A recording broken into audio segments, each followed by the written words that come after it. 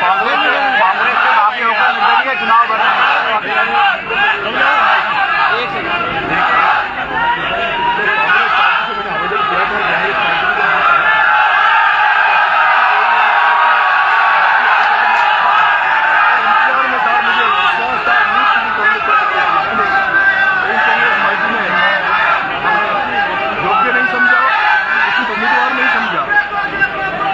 कोई बात नहीं, चलो नहीं थे, लेकिन हम चाहते थे, हमने कहा था कि कांग्रेस पार्टी एक ऐसे व्यक्ति को चुनाव लड़ाए जिसने कांग्रेस के लिए काम किया हो।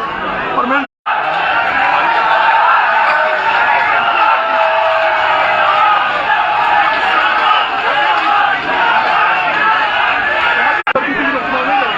लेकिन कल जब मैंने सबसे पूछा और जब मैंने भाई साहब हनुमान जी बेनीवाल से बात करी, मैंने मेरे भाई रविंद्र भाटी से फोन पर बात करी और जिस तरह से उन्होंने मुझे आश्वासन दिया है, उसके बाद मेरे में हिम्मत आई और हौसला आया। उसके बाद उसी देवनी उनियारा की धरती पर मनाएंगे, लेकिन आप चुनाव लड़ो, हम नरेश मीणा बनकर एक एक के घर में जाएंगे, 3 लाख मतदाताओं के पेड़ पकड़ लेंगे, वोट मांगेंगे। और ऐसा दुनिया में नहीं है, ये भारत है, यहाँ भावनाओं से लोग चलते हैं, यहाँ लोग सच्चे ईमानदार लोगों को नोटिस करते हैं। जब हमारे साथी, हमारे युवा साथी, छात्र साथी जब पैरों में पड़ेंगे मतदान के लिए, ये आंसू का सैलाब है। पूरा हिंदुस्तान का युवा छात्र देख रहा है कि किस तरह से देश में उभरते हुए छात्र नेताओं की राजनीतिक हत्या की जाती है। एक मेरा साथी जेएनयू में कन्हैया कुमार, एक हमारा साथी छात्र नेता कन्हैया कुमार जो कम्युनिस्ट था, से अगर भाई साहब हनुमान जी बेनीवाल, रविंद्र जी भाटी, राजकुमार जी रोत और भाई हमारे चंद्रशेखर जी आजाद अगर देवनी उनियारा की यहाँ पर आएंगे, तो मान लीजिए विधानसभा राजस्थान के 2028 के चुनाव में हनुमान बेनीवाल के समर्थन देता हूँ। जाट भाइयों से भी निवेदन करना चाहता हूँ, हे जाट भाइयों, एक कहावत है कि टूटेड़ी खाट और झुकेड़ो जाट काम को कोनी, टूटेड़ी खाट और झुकेड़ो जाट काम को कोनी। तुम जिसको कांग्रेस में अगर किसी रतन चौधरी को टिकट दिया उसको बना दोगे, तुम बीजेपी का जिस तरह से चंद्रशेखर आजाद उसके साथ खड़ा है, राजकुमार रोत उसके साथ खड़ा है, हाड़ौती से लेकर पूर्वी राजस्थान तक, अब हनुमान बेनीवाल का छोटा भाई बनकर नरेश मीणा उनके साथ खड़ा रहेगा। जो सपना हम बहुत देरों से देखते थे, आने वाले समय में चुनाव में किसान के बेटे को मुख्यमंत्री बनाकर बस लेंगे, मुख्यमंत्री बनाकर ही रुकेंगे। मैं भाई रविंद्र भाटी से भी एक निवेदन करना चाहता हूँ, जिस तरह से गुजर मीणा उनके मतभेद थे, मनभेद थे, और जिस तरह से मैंने काम किया दोनों समाजों में, जिस तरह से मैंने गुजर मीणा समाज को एक कर दिया, भाई रविंद्र भाटी जी बड़ा दिल बता के, भाई हनुमान जी आप भी बड़ा दिल करके दोनों भाई उनियारा में एक मंच में आ जाना। अगर आप दोनों रविंद्र भाटी, हनुमान बेनीवाल दोनों एक मंच में आ गए तो ये भी एक इतिहास रचा जाएगा कि जाट और राजपूतों के 2 नेता एक साथ खड़े। साथियों, उसने यूथ के दम पर अपना माहौल बनाया है। मैं निवेदन करना चाहता हूँ, दोनों सीटों पर राजकुमार रोत की पार्टी को जिताना।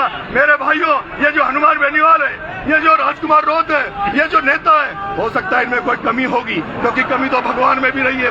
अगर कमी नहीं हो आदमी में तो हम भगवान बन सकते हैं। लेकिन मेरे भाइयों, गांव में एक कहावत है, ना मामा से तो काना मामा ठीक है। ये जो दुनिया में तुम्हें नेता नांगड़े दिख रहे हैं, ये जो नील लगा के दिख रहे हैं, और मुझे जब दुख हुआ जब चंद्रशेखर आजाद को हराने के लिए प्रियंका गांधी वहाँ उसके विधान लोकसभा में पहुंची, वहाँ और लोग भी उसके लोकसभा में पहुंचे।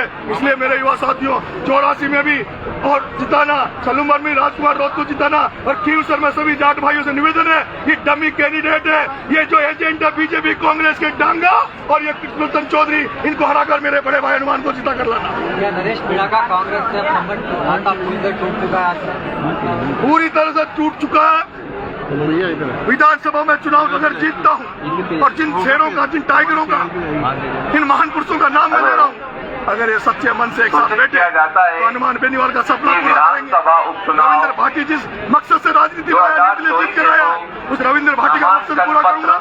यहाँ पर जो राजकुमार रोत का जो मकसद है आगे जाने का, मकसद पूरा करूंगा। जूनियर में हो गया राजनीति में, उम्र में राजकुमार, मैं हनुमान से छोटा हूँ लेकिन राजकुमार से बड़ा हूँ, मैं रविंद्र से बड़ा हूँ, लेकिन उम्र में राजनीति में मैं छोटा कद हो गया, जूनियर हो गया, तो मैं जूनियर बनकर ही भाई रविंद्र को राजनीति में बड़ा भाई मानूंगा। भाई हनुमान जी हमसे राजनीति में भी बड़े हैं और हमसे उम्र में भी बड़े हैं। हम सब लोग एकजुट होकर इस राजस्थान नामांकन पत्र नहीं किए जाएंगे। आखिर ऑफर क्यों ठुकरा दिया आपने चुनाव लड़ने का? बीएपी से जो ऑफर मिला था उसको देखिए, मैं भाई साहब हनुमान जी बेनीवाल से मिला था। आज मैं चाहता हूं, मुझे जिस तरह से सर्व समाज का आशीर्वाद मिल रहा है, समाज के बुजुर्गों का आशीर्वाद, यूथ का साथ मुझे मिल रहा है। मैं चाहता हूं मैं सभी धर्मों को, सभी जातियों को एक साथ लेकर आगे बढ़ूं, स्वच्छ राजनीति करूं, ईमानदारी की राजनीति करूं, जो आज कहीं गायब हो गई है, कहीं गायब हो गई है।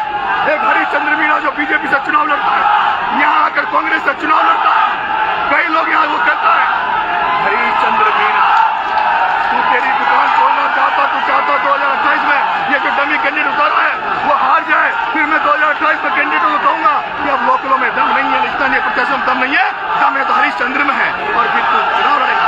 नरेश मीणा आ गया, हरिश्चंद्र मीणा देवनी मुनियारा की धरती पर।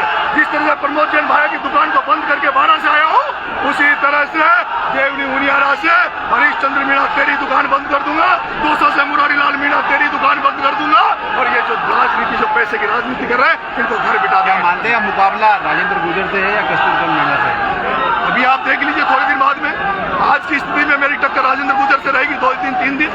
बीजेपी आज खुश हो रही होगी कि चलो रखिए, केसी तो गया, केसी की जमानत तो जब्त हो गई नरेश के आने से, लेकिन 3-4 दिन पहले, क्योंकि आज जो पुलिस का प्रशासन का सपोर्ट मुझे जो दिख रहा है, उनको इशारा होगा बीजेपी वालों का कि अभी तो नरेश की मदद करो।